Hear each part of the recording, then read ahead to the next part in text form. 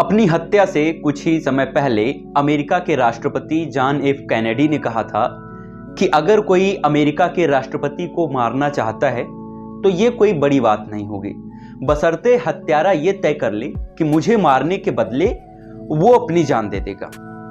अगर ऐसा हो जाता है तो दुनिया की कोई भी ताकत मुझे बचा नहीं सकती।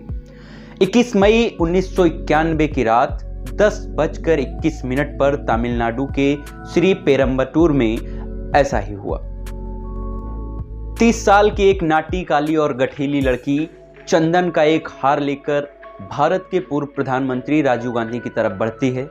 जैसे ही वो उनके पैर छूने के लिए झुकी, कानों को बहरा कर देने वाला धमाका हुआ। श्री पेरम्बटूर में उस भयंकर धमाके के समय तमिलनाडु कांग्रेस के तीनों चोटी के नेता जीके मूपनार, जयंती नटराजन और राममूर्ति मौजूद थे। जब धुआं छटा तो राजीव गांधी की तलाश शुरू हुई। उनके शरीर का एक हिस्सा औंधे मुंह पड़ा हुआ था, उनका कपाल फट चुका था और उसमें से उनका मगज निकलकर उनके सुरक्षा अधिकारी पीके गुप्ता के पैरों पर गिरा हुआ था, जो स्वयं अपनी अंतिम घड़ियां गिन रहे थे। बाद में जीके मूपनार ने एक जगह लिखा, जैसे ही धमाका हुआ लोग दौड़ने लगे। मेरे सामने छत विछत सौ पड़े हुए थे।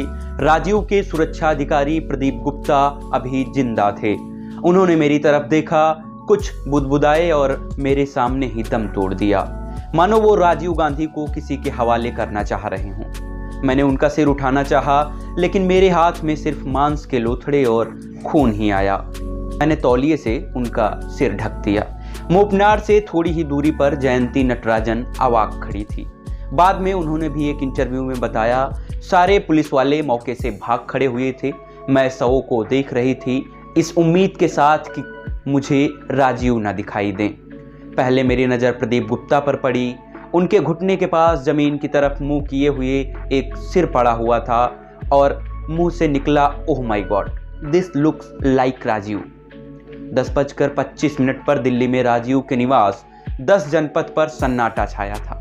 राजीव के निजी सचिव विसेंट जॉर्ज अपने चाणक्यपुरी वाले निवास की तरफ निकल चुके थे। जैसे ही वो घर में दाखिल हुए, उन्हें फोन की घंटी सुनाई दी। दूसरे छोर पर उनके एक परिचित ने बताया कि चेन्नई में राजीव से जुड़ी बहुत दुखद घटना हुई है। जॉर्ज वापस 10 जनपद भागे। तब तक सोनिया और प्रियंका भी अपने शयन कक्ष में जा चुके थे। तभी उनके पास भी यह पूछते हुए फोन आया कि सब कुछ ठीक तो है। सोनिया ने इंटरकॉम पर जॉर्ज को तलब किया।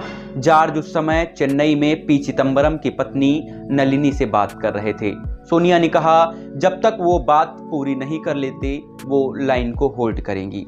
इस केस की जांच के लिए सीआरपीएफ के आईजी डॉक्टर डीआर कार्तिकेयन के नेतृत्व में एक विशेष जांच दल का गठन किया गया था।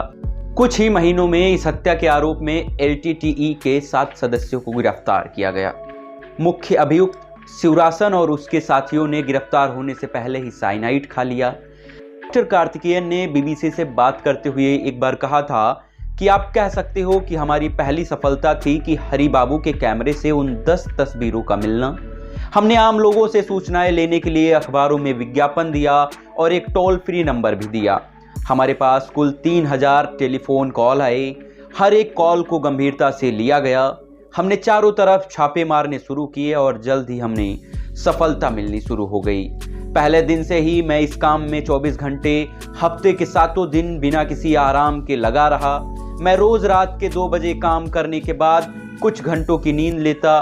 सारी जांच 3 महीने में पूरी हो गई, लेकिन फॉरेंसिक रिपोर्ट्स आने में समय लगा। लेकिन हत्या की पहली वर्षगांठ से पहले हमने अदालत में चार्जशीट दाखिल कर दी थी।